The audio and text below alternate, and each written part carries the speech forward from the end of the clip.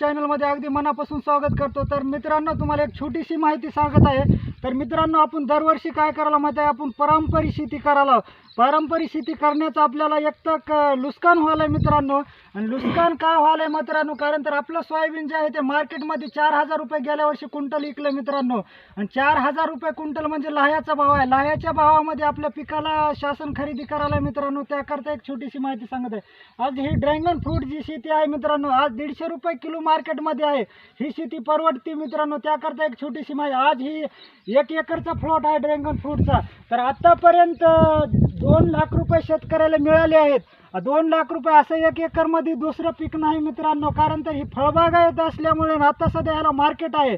Market असल्यामुळे ह्याला 2 लाख भेटलेलं, अजून पुढील फळ चालू आहे मित्रांनो। अजून 2-3 लाख रुपये नफा मिळू शकतो। आणि ह्याच्यामध्ये आंतरपीक पण घेता येतं मित्रांनो। हे पाहू शकता, ह्याच्यामध्ये सोयाबीनच्या 2 काकऱ्या, तुरीच्या 2 काकऱ्या घेतलेल्या आहेत मित्रांनो। आणि सोयाबीनच्या 2 काकऱ्या म्हणजे डबल उत्पन्न आहे मित्रांनो। कारण तर आपली पारंपरिक बी शेती करता येते मित्रांनो, आणि बागायत बी शेती करता, ह्या करता माहिती बनवलेली आहे मित्रांनो।